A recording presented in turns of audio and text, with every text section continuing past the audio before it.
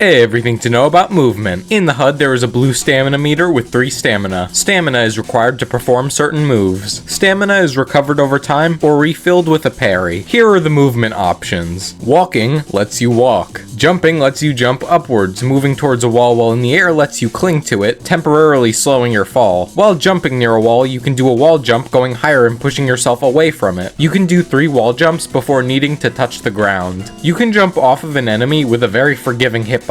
This counts as touching the ground, replenishing things like wall jumps. Next is dashing. Dashing costs 1 stamina. It will instantly propel you in a direction with invincibility to most attacks, and let you pass through non-super heavy enemies. While on the ground, jumping mid-dash will consume a 2nd stamina to do a dash jump, giving you a lot of speed. Jumping off of an enemy for a dash jump instead of the ground will only consume 1 stamina instead of 2. Sliding on the ground is faster than walking, though you'll not be able to turn. If you boost yourself with an explosive or hit a bounce pad, then you will be able to slide in any direction you want. You do not regenerate stamina while sliding. Sliding during a dash increases the time spent invincible. Sliding can be used to go underneath certain attacks or to maintain momentum. Sliding as you touch the ground and then jumping after lets you maintain speed that would otherwise be lost on touching the ground. Sliding onto the top of a liquid lets you safely skip along its surface. Sliding lets you pass through non-super heavy enemies. By sliding off of a surface or by jumping and sliding at around the same time, you can continue the slide mid-air. Wall jumping in a slide will redirect your momentum but keep you at the same speed. While in the air, instead of sliding, you can slam.